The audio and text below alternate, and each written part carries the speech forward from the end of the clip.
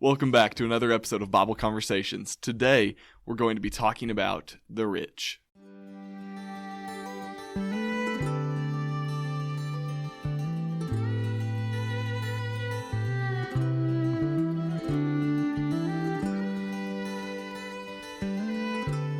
All right, welcome to our final episode of the 2022 year.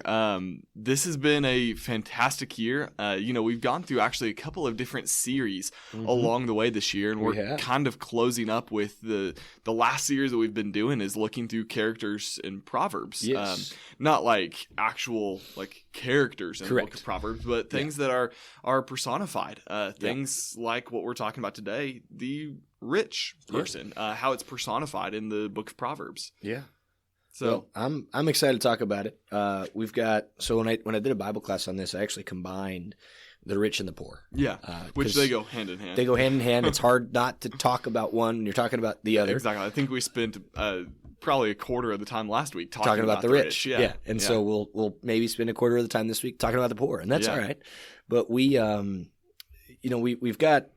our own definitions of wealth and what it is to be rich, and living in America. So growing up, I had a buddy of mine. His name was Chris as well. Spelled with a K though, K-R-I-S. So the wrong way. Yeah, I mean, depending on where you live. In Germany, it's the right way, but he didn't live in Germany. So anyway, growing up, my uncle had a fridge in his garage, right? Okay. And so when that's rich, right? When Chris came over, he would say, "You know what? You want to know what the sign of wealthiness is? Like when you're rich." And I'm in middle school. He's in middle school. Yeah. Well, what is it? He goes, when you've got a garage, or when you have a fridge in your garage.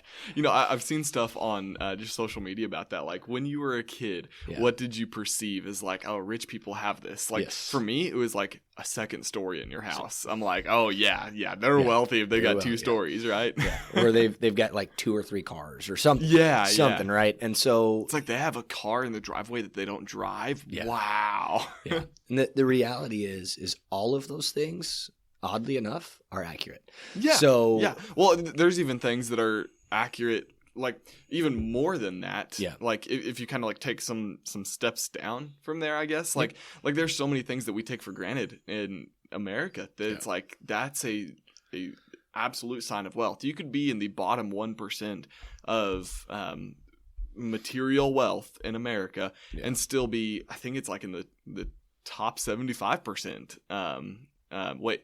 I think I have those numbers backwards. You know what I mean? You could be incredibly poor in America, and across the world, you could be seen as incredibly wealthy. Yeah. So you've got quite a few places throughout the world that are that are not wealthy, that are not rich, they don't have a lot of money. So Alyssa and I have gone to Nicaragua before. Yeah. Which is I wouldn't say it's a third world country, but they're certainly lacking in the things that we would consider to be necessities, such as a floor. Yeah, the definitions between needs and wants are very different. Yes, and so a lot of their houses, not all of them, but a lot of their houses, they're dirt floors. Yeah, and they sweep their dirt floors. Yeah, and they take care of them, and they're packed down. It's compacted dirt.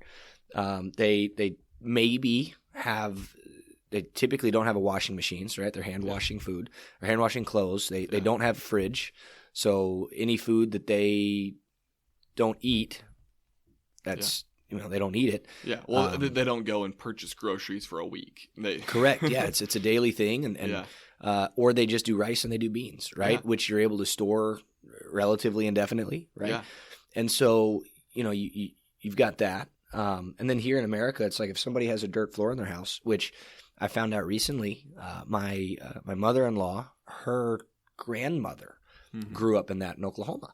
And so there are still people today in America that have and live in conditions like that, where running water is not overly prosperous, where electricity is not available, or Wi-Fi is not available. But all these things, man, we, especially in DFW, right? We take that for granted. We take it for granted that somebody has a TV in their house, right? When we hear somebody doesn't have a TV, we're like, are y'all okay? Yeah. Do you need some assistance? What? What's going on? Well, like even for me, like my parents recently moved to a new home in Oklahoma City, probably like 2 years ago now, I guess, so not so much recent. But one of the first times that my wife and I went to go visit them, in their guest room, they didn't have a TV on the dresser in the guest room. And so I'm like, what am I going to watch while I'm like laying down in bed? Y'all don't have a TV in your guest room? Come on, like get it together. Yeah. And it's kind of comical how we perceive wealth. And the reality is that today, specifically in the United States, we are wealthier by a large margin than the rest of human history has been. Yeah. Right? Now, I'm not counting Solomon, right, within that. I'm not talking about... That's an individual. You're talking about I'm a not talking group about of exceptions. people. I'm talking about, generally speaking, the masses of people that live in a certain society. America has it better. Yeah. In the sense of material wealth, right, than any other nation across history. Yeah. Which is mind-boggling to me to think about that I have grown up in that, and it's mind-boggling that we have people that complain about the lack of wealth that we have, right? Like, I mean, all of those things are true. You know, the phrase is used like first world problems or something like that. Yeah, which hurts to say. So yesterday, I was seriously dealing with a first world problem. I was doing an incredible amount of texting. Like, side note, I don't know how youth ministers did it back when, like, you had to pay for each text you sent, or like when you had a certain amount of minutes. Like, that was all before I got a cell phone. Yeah. Like you're old if you remember that. But I remember some of that. Exactly what I'm talking about. Yeah.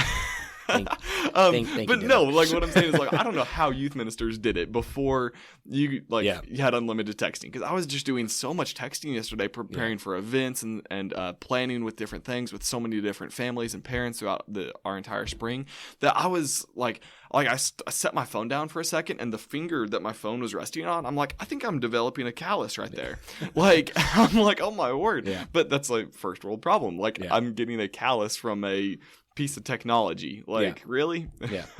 Well, so as we think about the rich, right, we've already kind of discussed it's having great material wealth. That is certainly a way that we can define richness, is that we have great material wealth. So from cars to homes to TVs to whatever you want to put there. Another way to look at it is it's made of, or it's containing valuable material. So we say that gold is rich, or that silver is rich, or that we're rich in precious metals, or we're rich in knowledge, or whatever the case may be. But it's a valuable, not even material, but a valuable commodity or a valuable thing.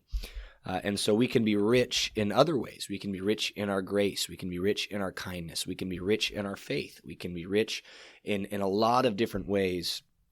And so we talked about the poor last week, and how a lot of the poorness that we see is material poorness, but also there's a spiritual poorness that we ought to be striving for, poor in spirit, right? Where it's not so much that we are lacking in our faith, but that we are seeking to learn more and seeking to grow.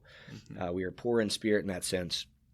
And so when we're talking about wealth here, let's turn over to the book of Proverbs here and kind of see what the Proverbs have to say. So Proverbs chapter 13, verse 22 says this: "A good man leaves an inheritance to his children's children, but the sinner's wealth is laid up for the righteous."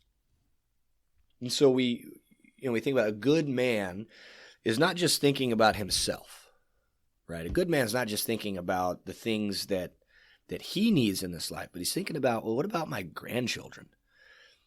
How am I going to provide for them down the road? And so, well, and I would even take it one step further than just physical wealth. A good man leaves an inheritance to his children's children. Yeah. That's talking about setting up a godly lifestyle for generations to come. That's not only raising your kids in the Lord, but also raising them in a way that they're going to raise their kids, and they're going to raise their kids in the Lord. For sure. You hear people talk about like being a fourth, fifth, whatever generation Christian. That's because back generations ago, there was individuals who raised their kids and left an inheritance, not of this world, but a spiritual inheritance to be carried on throughout their generations. Yes. And so I think that's another lesson that we can take from this is it's not just a matter of thinking of others materially, but it's thinking of how can I pass on the most precious thing in this life. Yeah. Well, and I was going to get to that. I jumped the gun. You jumped the gun, sorry. and that's okay. I'll forgive you this time. But so just don't do it again this year. Okay. Yeah, I won't do that again until next year. Okay, that works. But another verse speaking materially, Proverbs 21:20. Yeah. Says, "Precious treasure and oil are in a wise man's dwelling, but a foolish man devours it." And so the idea there, a lack of self-control, right? A foolish man is going to have these things and he's going to use them all the time as opposed to stocking them up, saving them. And not so much in the sense of building a bigger barn for yourself, right? But just taking care of the things that you have been given and taking care of the resources that you have. But as you mentioned, spiritual wealth is by far the greater treasure. There is obviously a lack of, what's the word? Purpose when it comes to material wealth and when that's all that you seek after. Mm-hmm. But when it comes to spiritual wealth, there is purpose there. And so Proverbs 10:22 says that the blessing of the Lord makes rich, and he adds no sorrow with it. And that just kind of reminds me of Revelation. There's going to be no tears, no sorrow, no heartache up in heaven. And so it's the blessing of the Lord makes rich. So what has the Lord blessed us with? Well, he's blessed us with every spiritual gift in Christ, right? And then one more, Proverbs 19:17. Proverbs 19:17 says, "Whoever is generous to the poor lends to the Lord, and he will repay him for his deed." And so then we're talking about being rich in our giving and being rich in not even so much what we have. I mean, you look at 1 Corinthians, there were brethren there that were commended, maybe it was 2 Corinthians. They were commended for giving out of their abundance of poverty. Yeah, which I think you're right, it's 2 Corinthians. I think it's 2. Yeah. They gave more than they had. Yeah. And they were praised. I think that's where Paul's talking about the brethren in Macedonia and kind of using them as an example to say, hey, this is how you people in Corinth that I'm writing to, you too should be generous in this way as well. Yeah. And it's that spiritual wealth, right? And so we understand that having physical wealth, having material wealth, there is nothing inherently sinful about that. Yeah. Right. And I do want to make that statement, right? If you're listening and you have some great physical material wealth, fantastic. There's nothing sinful about having the wealth. It is in how you use it. Yeah, the Lord has blessed you. Yeah, the Lord has blessed you. Just as he's blessed everybody with all kinds of different things. Yes. He blesses us with our physical talents. Yep. He blesses us with the things that we're gifted in our abilities. And it's just all a matter of how are we going to use that. Yes. And whether it's physical wealth, as we're kind of talking about so far here today, or anything else that the Lord has blessed us with, it's what are we going to do with that? Yeah. How are we going to use that? One other thing that this verse that you just mentioned in Proverbs 19:17, when it says whoever is generous to the poor lends to the Lord, it reminds me of when Jesus is saying, when you are taking care of the least of these, you're doing it to me. When Jesus is talking, I think it's like Matthew 24-25 or something, and he says, I was sick and you didn't clothe me, I was in prison, you didn't visit me, I was hungry and you didn't feed me. And everybody responds like, when did we see you naked and not clothe you? When did we see you sick and not tend to you? When did we see you in prison and not come visit you? And Jesus says, when you do it to the least of these, you're doing it to me. When you take care of people who have these physical needs, it's like you're taking care of me. And so that's Matthew 25. Matthew 25. Okay, awesome. But this verse, Proverbs 19:17, is reminding me very much of that. When you're generous to the poor, you're actually lending to the Lord. Yes, and that goes to we're kind of transitioning from material to the spiritual side of things. It's about the manner that we're giving. It's the heart that we have while we're going about it.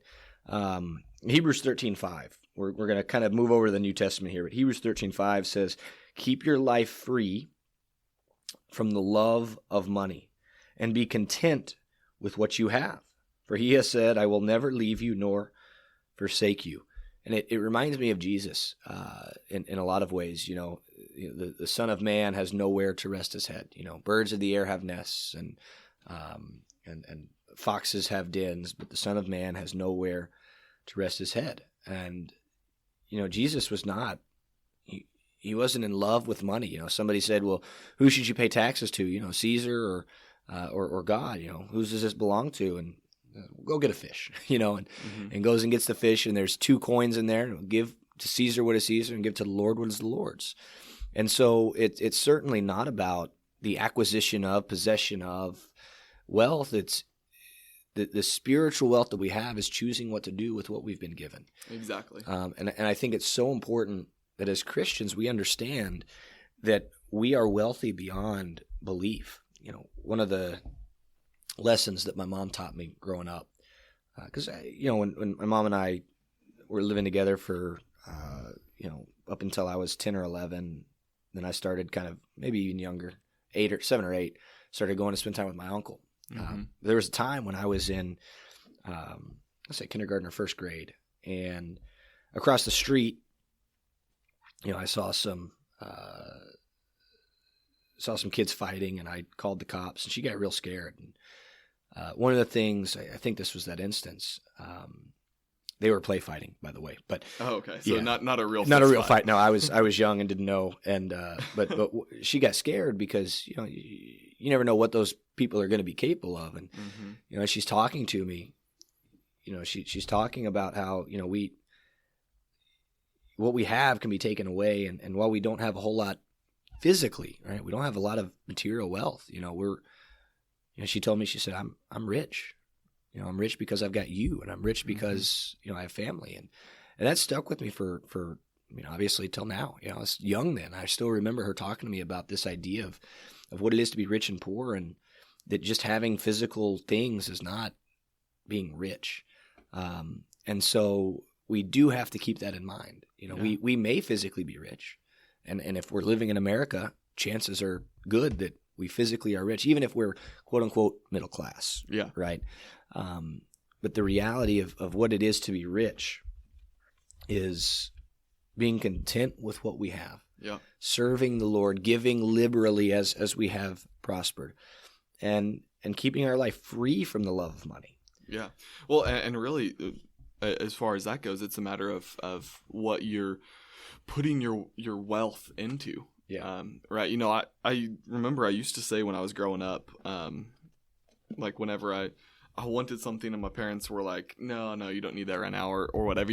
There's always the phrase that kids use, like, hey, can we go out to eat? And the parents are, no, we have food at home. Yeah. Right. And there's even memes that go around where it's like, hey, can we go out to eat, wanting this? And then, like, I don't know how to describe a meme in words, but it's like something lesser than the food at home, right? Yeah. And so that's always the conversation that I have with my parents. Hey, can we get this? No, you have that at home, or you don't need that. Yeah. And so I always said to myself and told anybody who I had a conversation with, I'm going to be rich someday. Yeah. I'm going to be able to spend any money that I want and buy anything that I want, and just always was like, had the mindset like, someday I'm going to be rich. Yeah. Well, obviously I went to school to be a Bible major and become a minister. That's not the path to physical wealth. No. And so I still use that phrase though, that I'm going to be rich someday.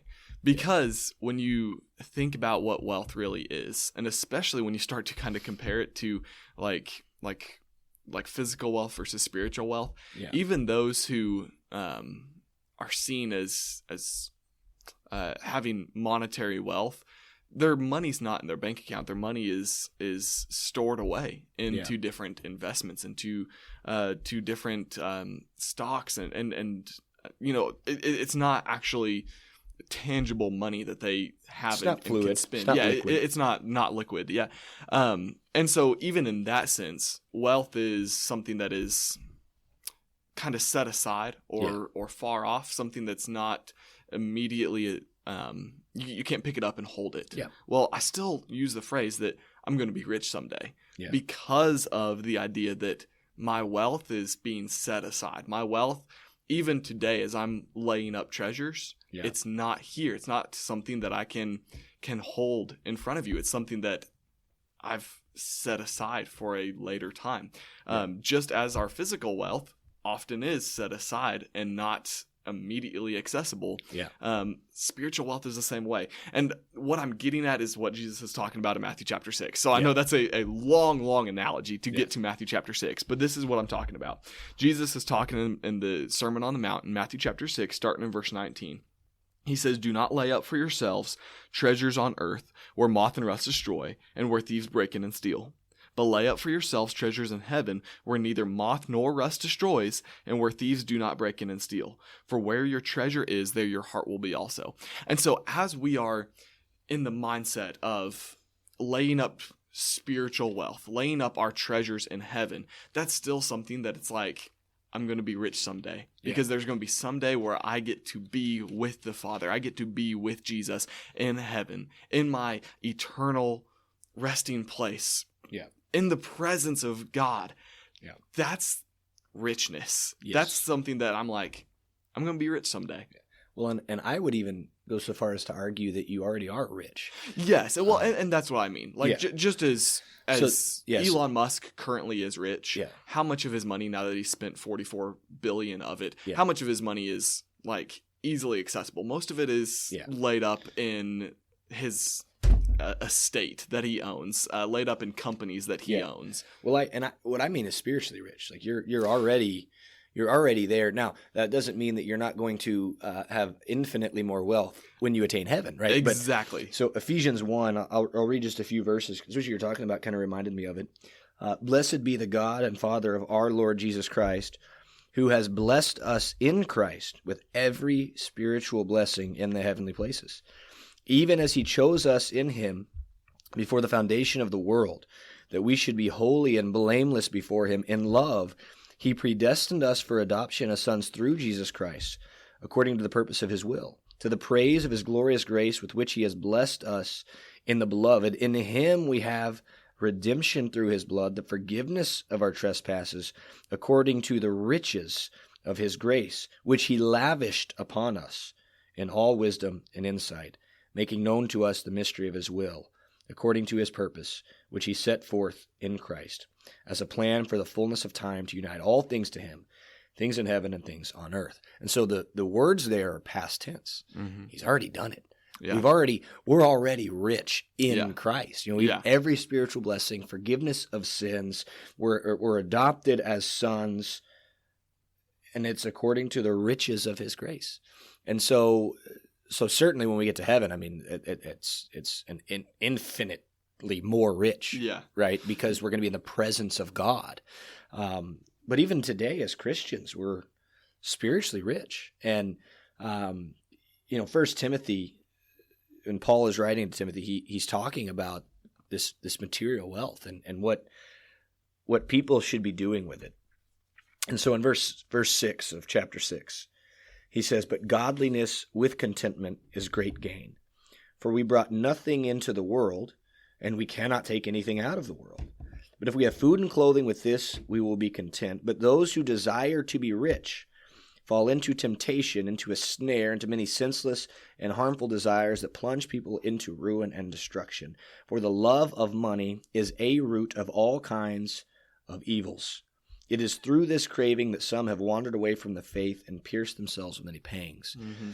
And it's important to note that he says the love of money, not that money is a root of all evil. And not that it is the root of evil, but it is a root, right? There's many ways to find the roots of evil. Correct. And so it's really important that we understand that seek the desire to become rich. That's going to cause problems. And it may lead you away, it may not, but if it has the option to lead you away, don't choose that option. Yeah, right. That's the devil is crouching at your door, looking for an opportunity. Yeah. Don't give him a foothold. Right. The devil's sitting there saying, "Oh, you can have more money and you can still be faithful, and you can have these things and you can have all that you want in this life, and you can still be faithful. You won't lose your faith. Yeah, there's no way you can lose your faith. You're solid and strong." And okay. Judas spent 3 years with Jesus Christ and still betrayed him. Yeah, we have to be careful. We have to watch ourselves, right? Galatians 6:2, right? Yeah. Bear one another's burdens, but it says keep watch on yourself. What do you love? What are you chasing after? Yeah. What are you making your priorities? I.e., where are you storing your treasure? Yeah.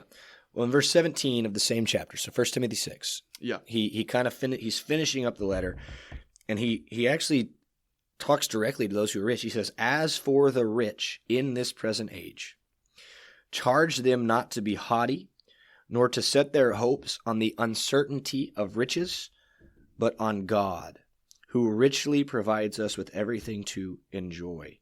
They are to do good, to be rich in good works, to be generous and ready to share, thus storing up treasure for themselves." Hey, you read about that, huh? Storing up treasure for yourself? "As a good foundation for the future, so that they may take hold of that which is truly life." Yeah. And so Paul here is saying, listen, it's not a sin to be rich. If you are rich in this present age, here are the things that you ought to do. Be rich in your good works. Be giving. Be kind. Don't be haughty, right? Associate with the lowly. All of these things, in other words, you're supposed to be like everybody else. Yeah. You just have more resources to use. Yeah. And so I do think it's important that we state that. Obviously, you're not sinning if you're rich. You're not sinning. You don't have to be poor to be a Christian. Yeah. It's not what he's saying. He's saying use what you have been given for the glory of God. Absolutely. Yeah, I couldn't phrase it any better way myself. All right. So, well, this I think is about putting a wrap on our last episode of the year. It so is. We have completed our second full year. I mean, we've been doing this for a little over 2.5 years, but 2021 was our first full year from January to December, and we've now completed our second full year. Yeah. And just like last year, we're going to take another break in January. So there won't be any new content coming out in January, but we are very excited for February. We'll have brand new episodes every single Friday. Yep. And also our conversation starters on Monday are going to be just that. Things that you can use to start conversations with other people. Yeah. That's what we're called to do as Christians, is to go out into all the world, share the message of Christ, share the gospel of Christ. And so that's what we'll be doing with conversation starters on Monday, is giving you some tools, giving you some real life conversation starters so you can start conversations about Jesus and about the Bible. And if you have an individual that you're wanting to start a conversation with and you don't know how to start a conversation with them because of X, Y, or Z, shoot us an email, shoot us a Facebook message and say, hey, I'd love some advice. Can you do a conversation starter on how to talk to a person of different faith, or how to talk to a coworker, or how to talk to whatever? And we will certainly address that and make that one of our episodes. But reach out to us and let us know. Yep. Well, thank y'all very much for your support for these past 2.5 years. We are looking forward to February of 2023, and we'll hope that y'all stick with us. Thank you so much for listening to another episode of Bible Conversations. We want to ask, if you have any questions, suggestions, or comments, that you please email us at kcocbibleconversations@gmail.com. You can also find us on social media. We've got a Facebook page as well as an Instagram account. Our Facebook page is very simple. It's just Bible Conversations. On Instagram, it's very simple, at Bible Conversations. Look us up, like our posts, and share it with your friends. We also have an opportunity for you to help us financially through a store via Kim's Closet, and you can find that. You can just type into Google Kim's Closet. We have a link as well that we will be posting in each of our episodes, and we just hope that you'll reach out and find us and purchase a hoodie or a shirt with the logo on it, and that way you can spread the word without having to say a word. So we appreciate you. Thank you all. Have a blessed week.